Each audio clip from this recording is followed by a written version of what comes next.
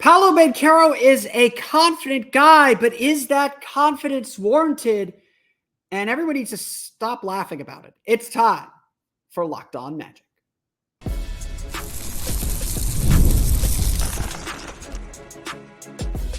You are Locked On Magic, your daily Orlando Magic podcast, part of the Locked On Podcast Network, your team every day.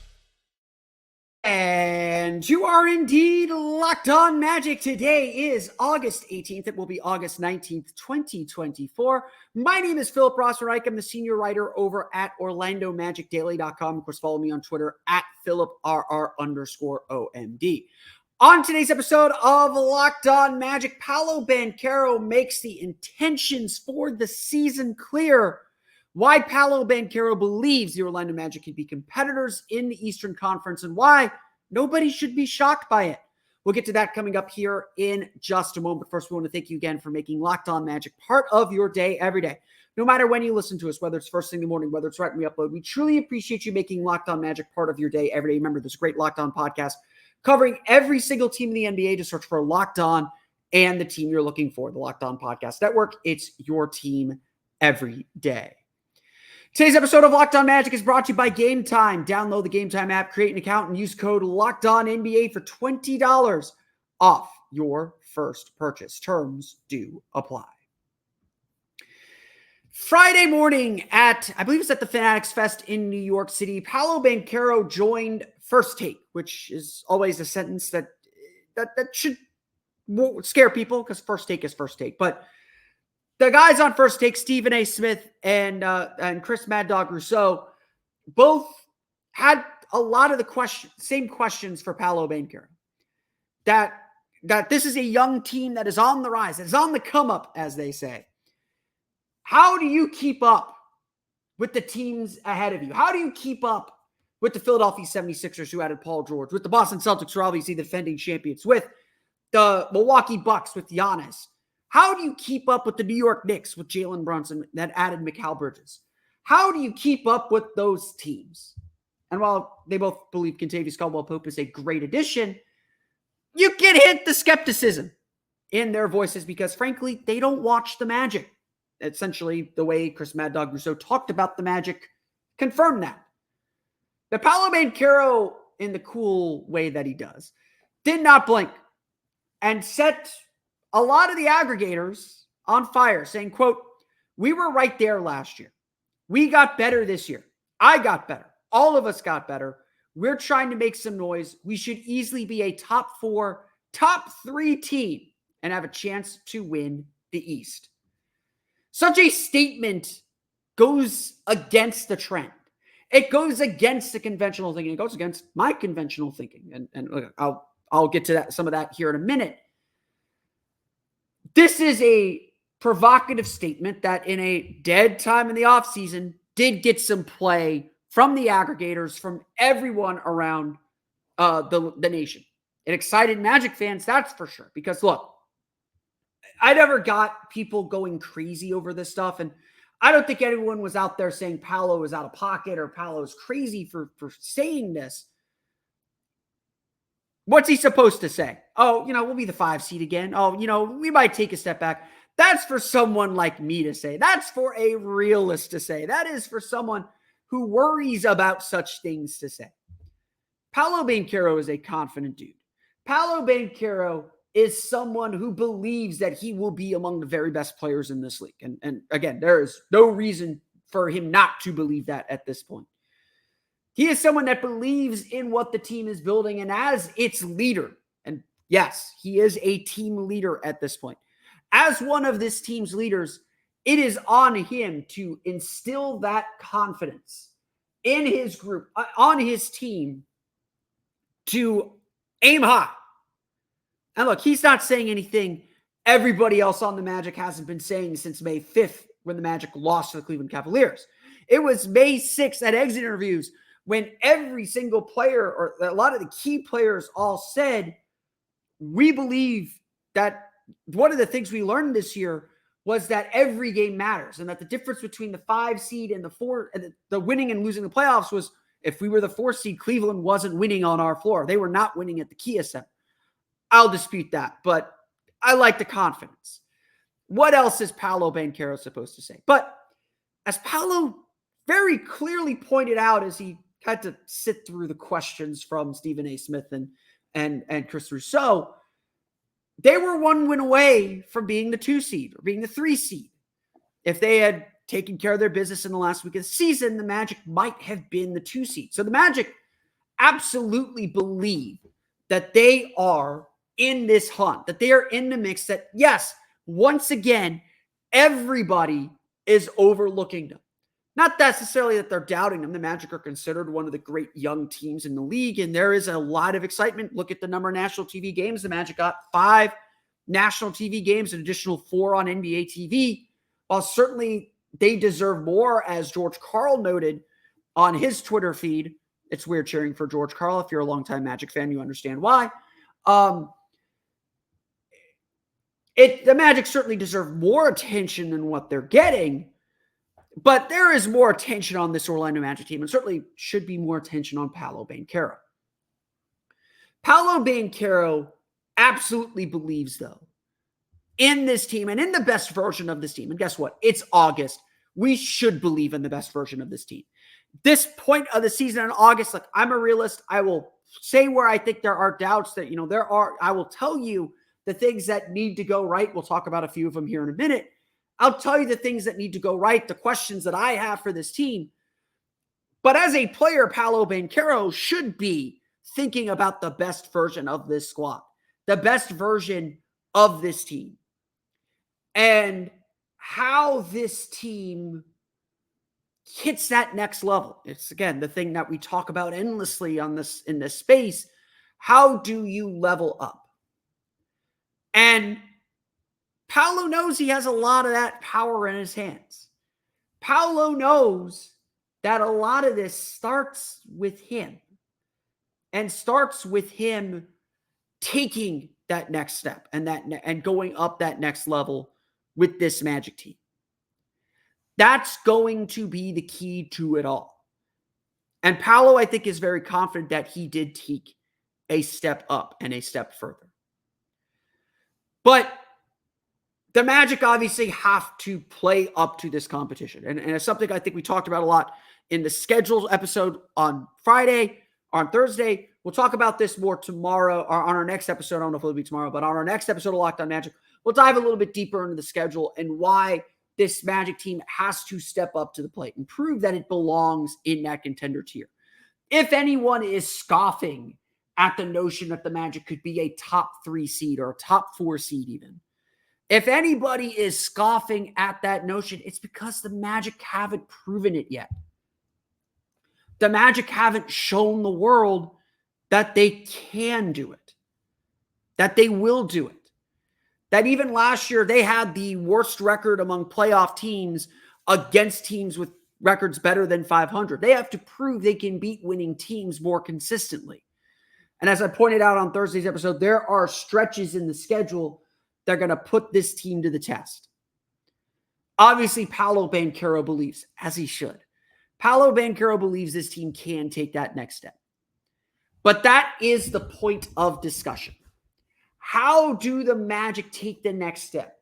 What is it going to take for the Magic to be a top 4 seed or top 3 seed or whatever seed that they're going to be? What's it going to take for this Magic team to truly improve?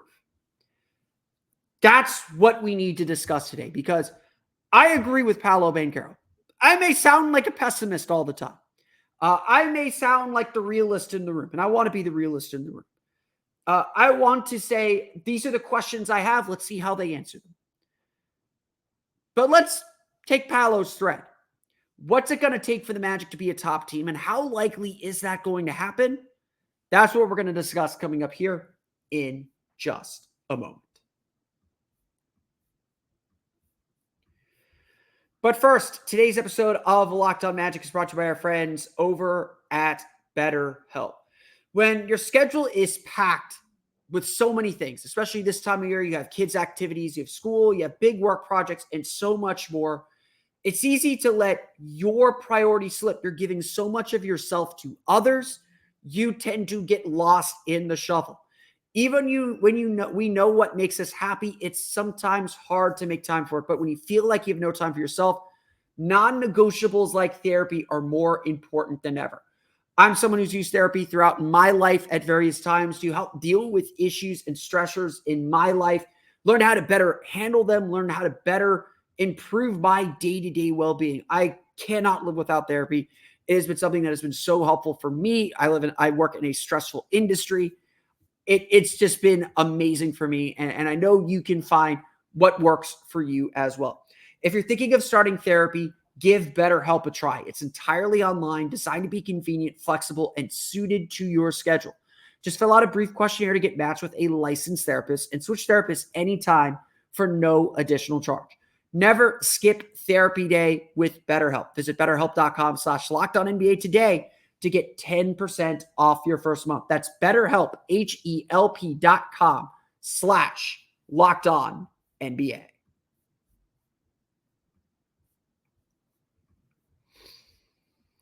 We want to thank you for making Locked On Magic your first listen of the day. For your next listen, enjoy the Locked On NBA podcast. There is no offseason in the NBA, and Locked On NBA provides daily basketball analysis from national and local experts in 30 minutes or less. No one keeps you as informed and entertained as Locked On NBA. Available on YouTube or wherever you get podcasts. It's all part of the Locked On Podcast Network, your team every day. So let's take the thread. What is it going to take for the Magic to be a top team in the Eastern Conference? Look, like I said, I'm a realist. I'm not always going to go the optimist route. I'm usually not going to go the pessimistic route. I'm usually going to be somewhere in the middle. And I've done a few power rankings and a few thought exercises on this. I do think the Magic are in the hunt and in the mix for a 4 seed. I think it's very, very possible for them to accomplish this goal that they set out back at exit interview day and that Paolo is setting here. The question is going to be about how much better does this team get? And so what's it going to take for the Magic to be a top team in the East, to finish second, which, again, they were sitting in the 2 seed or in the 3 seed with a week to go in the season? It is very possible. You don't know what injuries are going to happen with the Magic, with other teams. There's a lot that's unknown. And again, we'll talk a little bit more about the schedule on our next episode of Locked On Magic, because the schedule does set up kind of favorably for Orlando to do better than expected. So we'll talk a little bit about that. On our next episode. But everything for the Magic starts with Paolo Banchero. If Paolo is sitting there confident in what he can do and what his team can do, it's because he's confident in the work that he's put in. You know, you could go watch the First Take interview. I watched it, so you don't have to. Look, Stephen A. Smith is probably only watched Paolo Banchero in Game 7 of that playoff series, or at least the highlights of that playoff series against the Cavs. It was a major breakthrough for him. And we've done episodes this summer, and there's been debates this summer about just how valuable Paolo Banchero is. And look, there's still a lot of room for him to grow. We're not going to sit here and deny that. There are still some indicators that he's got to find ways to more positively impact his team. Undoubtedly, that is true. But we also saw in the playoffs the kind of player he can be. We also saw in the playoffs how he can take over games, how he could carry his team and just get a bad offense through. Imagine if we could build a good offense around him. And the addition of Kentavious Caldwell-Pope is going to help. But everything starts and ends with Paolo Banchero. Reducing turnovers, being a more efficient scorer, making your free throws more efficiently, making more threes, being a better defender, knowing when to move the ball, understanding the balance of his impact on the game. Paolo Banchero is critical to everything the Magic do. So again, if Paolo's confident in what the Magic can do, it's because he's confident in what he's going to do and what he can do for this team. That frankly is such a huge piece to this puzzle and such a huge piece to the bigger story of the season. Now, obviously, like, Franz Wagner's important too. Franz Wagner being a better three-point shooter goes a long way, but you go as far as your star takes you, as far as your stars can take you. And we saw how far Paolo Banchero can take this team with the way that he played. And if he could bring the playoff version of himself to the regular season more consistently, keep the turnovers down. I will argue, this is a post I'm working on at some point during the summer. I would argue the biggest thing the Magic have to improve this season is bringing their turnovers down. You bring those turnovers down, you'll get more shot opportunities. That offensive rating will go up a ton. The Magic are very good at forcing turnovers. They turn the ball over a lot too. Reducing turnovers is probably the biggest youthful indiscretion that this team has to bring down. And that starts with Paolo. He led the team in turnovers last year. If Paolo is more efficient, things are going to start clicking for this Magic team really, really, really quickly. And so, I would argue if the Magic are going to be a top 4 seed, Paolo's got to be an all-NBA player. And obviously winning is going to bring those individual accolades. But that's what it's going to take. Paolo's got to be an all-NBA player for the Magic to take their next leap and take their next step. Naturally, the one thing a lot of people have pointed out, and every comment I get, I see you in the comments already typing it. You don't need to type it. I know. The Magic didn't address their point guard issue. It was the big thing that Paolo Banchero said in the offseason that he wanted the Magic to address. He wanted a table setter. He wanted to kind of ease his ball handling burden. A big leap for this team is going to come from Jaylen Suggs too. Again, probably more than Franz. Franz Wagner is important. Don't get me wrong.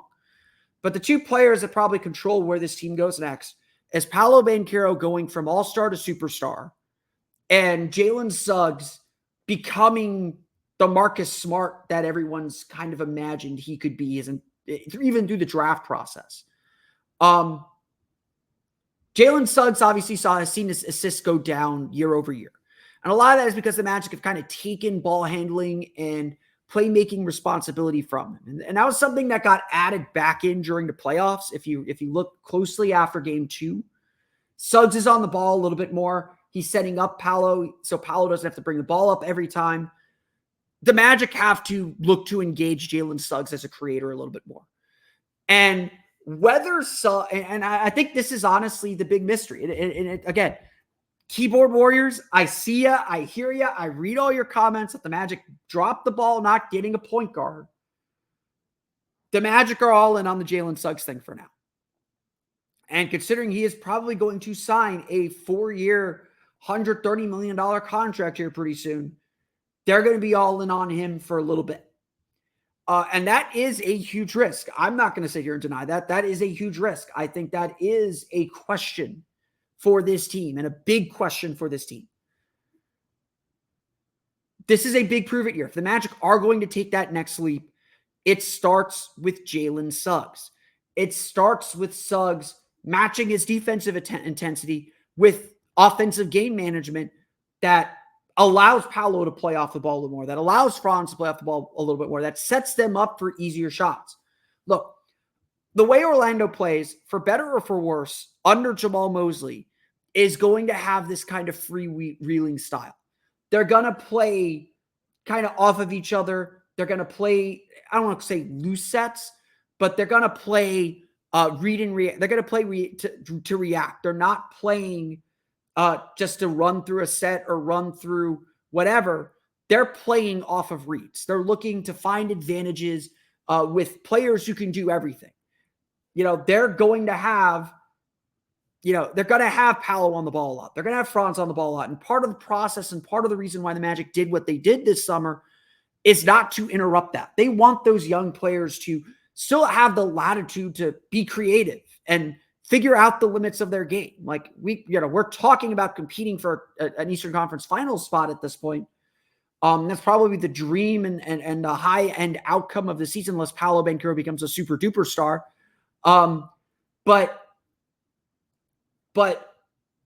the Magic still want to give players latitude to figure out their games. Still a really young team. And that's going to be one of the things that maybe holds this team back. Again, I'm trying to give positive vibes only today, but I got to be real about that. And one of the areas where there are a lot of question marks is with Jaylen Suggs. So 2 players probably hold more keys to the Magic taking that next step and allowing the Magic to be a top team. And that's Paolo Banchero and Jaylen Suggs. Those guys absolutely matter. But what else will be the key to the Magic becoming a top team in the Eastern Conference? We'll talk about some more of those keys coming up here in just a moment.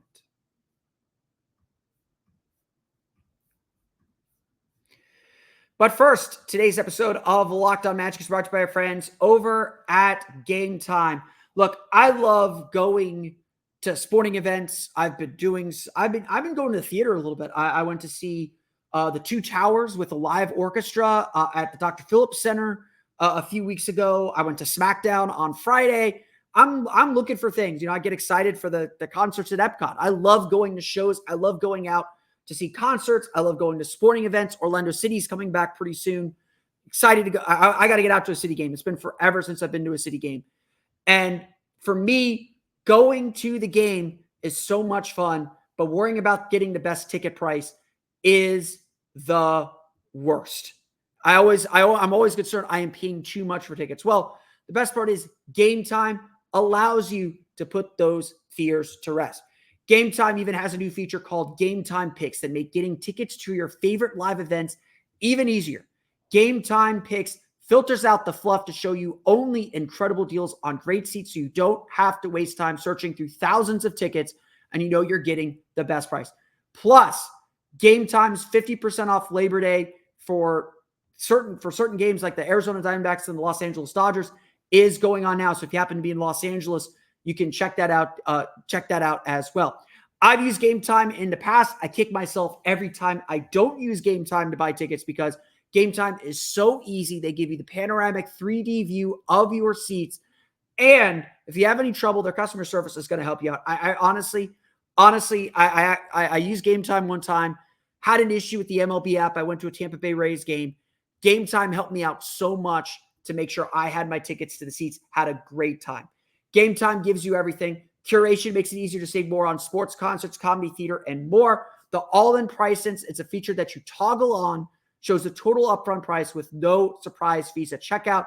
Again, you have to turn this feature on, but it shows you exactly what you're going to pay instead of worrying about all those extra fees.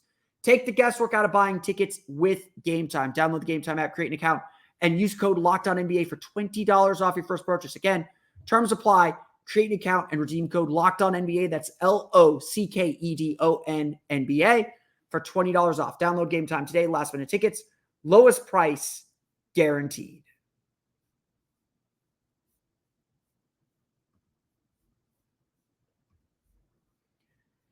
So what else is it going to take for the Orlando Magic to be a top team in the Eastern Conference? Because it is a goal. That is the goal for the season. The Magic got to Game 7 last year. The goal is to advance further in the playoffs, to get to the second round. The Magic made it very, very clear the day after they lost Game 7. Several players all said, a home team never lost. If we have home court advantage, we believe we're in Boston today instead of in Orlando. I was packed for Boston. I was ready to go. The Magic know that it's going to be small margins that determine whether they advance or not, whether it's in the playoffs or whether it's getting to the top 4 seed, because they know how close they were. I looked this up just to refresh my memory. The 2 seed through the 7 seed was decided by 3 games last year. And remember, if the Magic would have lost to the Bucks, they would have fallen from 5th to 8th in the standings. In fact, they won the tiebreaker with the Indiana Pacers for 5th. The margin for error in the playoffs in this thing are really, really narrow. It's a really small margin for error, and I suspect it's going to be the same. So obviously, the obvious one is health. The Magic got to be healthy, but one of the Magic's strengths is their depth. And I'm always cautious about saying depth is a strength because it's not something that necessarily carries over year to year. You have different playing groups. You have to figure out your rotation again. Guys have to step up too. And this Magic bench group is different this time around.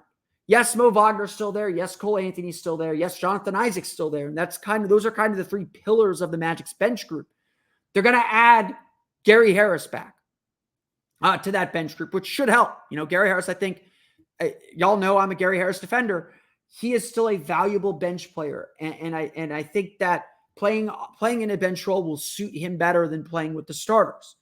But having said that, they lose Markelle Fultz, which is a huge loss in my opinion. I think we're underrating a little bit how big that loss of Markelle is going to be, both on the court and in the locker room, to be perfectly honest.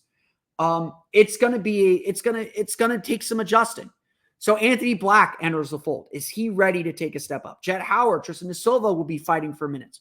How do injuries play a role? Do we expect Jonathan Isaac to play 60, 70 games this year? I hope so. I have no reason to think that he won't, but he hasn't done that. He's only played 50 games in a season, or 60 games in a season once, and that was 2019. That was a long time ago. You know that Wendell Carter is probably going to miss some time, so injuries will play a role and mix up the rotation. One of the reasons the Magic had so much success last year is they were the 4th highest scoring bench in the league. But in the playoffs, that bench took a hit. Mo Wagner was less effective. Cole Anthony was less effective. Jonathan Isaac was less effective, frankly, on both ends of the floor at times. The Magic won their home games because their bench was really good. They destroyed them in game 3 and 4. That's going to be a major factor in the season, is the Magic have to recreate the bench. And that, yes, again, so much of this is about players stepping up. Who is going to step up on that bench? Is Cole Anthony going to bounce back from the season that he had last year? Because the Magic aren't going away from a 9 or 10-man rotation. They'll play 10 men most of the season. I don't see that changing with Jamal Mosley. They're more athletic. They lost Joe Ingles, which quietly very big loss. Great playmaker, great three-point shooter. The Magic have to recreate some of that. They don't have the same playmaking off that bench now because, Franz Wagner will carry a little bit of that playmaking role. They're going to need Anthony Black to be a better playmaker. The passing is different. And this was a low pass team last year. They were a low assist team. Some of that because of their pace, some of that because they weren't a great shooting team. But they're not just a low pass team, a low assist team. They were a low pass team. Better than they were 2 years ago. I will give them that. But still not a great heavy passing team that moves the ball. This is still a team that relies a lot on individuals creating tension, creating a defense that collapses around them, and then kicking out and making the right pass. And again, I mentioned the turnovers. So much of this season is going to be about improving turnovers. If the Magic improve turnovers, they will be a better team this year. A lot of that's maturing. A lot of that's growing up. A lot of that's just getting better. But I do have concern that the bench isn't going to be what it was last year. And that bench group, with Franz Wagner kind of anchoring that bench group, that won the Magic a lot of games. Joe Ingles playing pick and roll with Mo Wagner.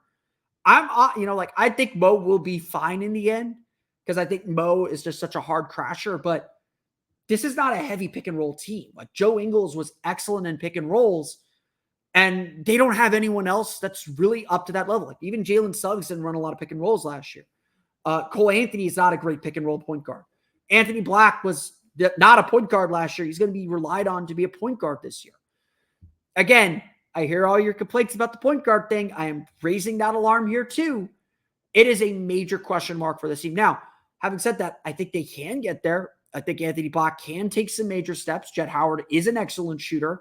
You could mix Jaylen Suggs into that starting group into that bench group a little bit more with Franz Wagner. Franz Wagner is a better playmaker now.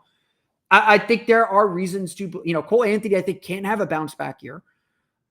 There are plenty of reasons to believe that this bench will be fine and be as productive as it was last year.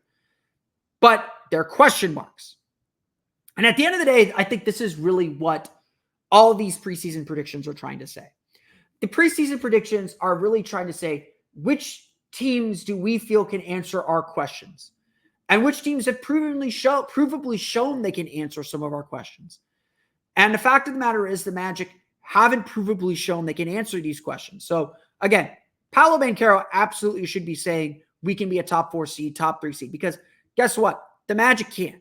All these questions, there are solutions on the roster to answer these questions.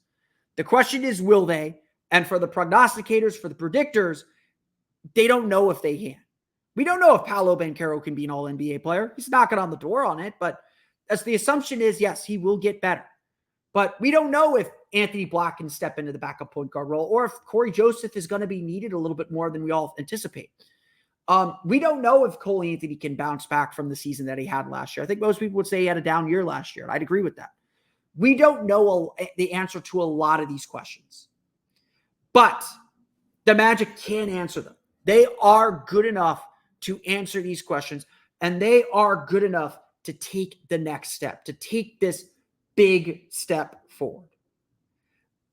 That's what's on the line here. That's what matters as we look ahead to the season. Because this is going to be my theme for the season, really. The goal for the Magic this year, it's not necessarily to advance further in the playoffs. Like, yes, do that. That's good. We need that. The goal for the Magic this season is to prove they can do it again. That last year wasn't a fluke or wasn't the high end.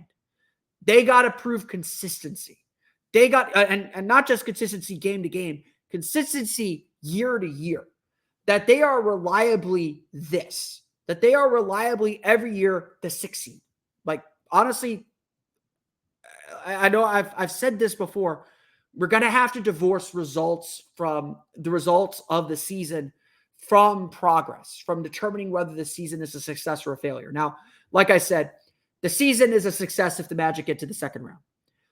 It's not necessarily a failure if they don't. That's the point I'm trying to make. It's a failure if they miss the playoffs. We know the baseline is making the playoffs. But with how close the margins are, and we got to see how the season plays out. If there's a massive injury that throws everything off, then we got to assess, okay, how do we evaluate this season? Like we'll get to that later. I'm trying to set the table to manage expectations. I will fully admit that. But the goal of the season is to prove it again. What I need to see, what everybody needs to see from this team is what is the baseline? Is last year the high water mark or the low water mark? I want it to be the low water mark. Let's make the 5 seed what we expect every year. We are at least the 5th best team in the Eastern Conference. That should be the bare minimum. It's going to be hard. Indiana's better. Philadelphia is going to be better. It's going to be hard. It's going to be competitive. The fight to get to the playoffs is going to be 82 games of war. It's going to be a battle. But the Magic have the capability, have the ability to be a top team in the Eastern Conference. And that should be the part that's exciting. And that should be the part that is frankly self-evident from what they did last year. The problem is guys like Stephen A. Smith and Mad Dog Rousseau, they weren't watching. So the Magic have to go out and prove it all again because they're capable of being a top team in the Eastern Conference. There are questions to answer. No doubt about it. A lot of them having to do with point guards. There are questions to answer, but the Magic have the ability to answer them all and be that team that they believe they can be. I want to thank you all again for listening to today's episode of Locked On Magic. Of course, find me on Twitter at PhilipRR_OMD. Subscribe to the podcast on Apple Podcasts, Stitcher, TuneIn, Himalaya, Google Play, Spotify, Odyssey, and all the Phone Mix Signal podcasts to your podcast-enabled listening device. For the latest on the Orlando Magic, be sure to check out OrlandoMagicDaily.com. Of course, follow us on Twitter there at OMagicDaily. And for even more Orlando Magic content, be sure to check out my Patreon page, the Orlando Magic Hub, at patreon.com/Orlando Magic Hub. On my Patreon page, I've listed out the 5 games I am already looking forward to on the Orlando Magic schedule. They are not just the national TV games either, although 2 of them do get on the list. Check that out, again, on my Patreon page at patreon.com/Orlando Magic Hub. Thank you all again for your support.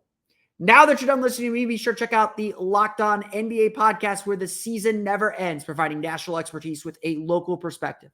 You can find the link to Locked On NBA in the description so you don't need to search. It's all part of the Locked On Podcast Network, your team every day.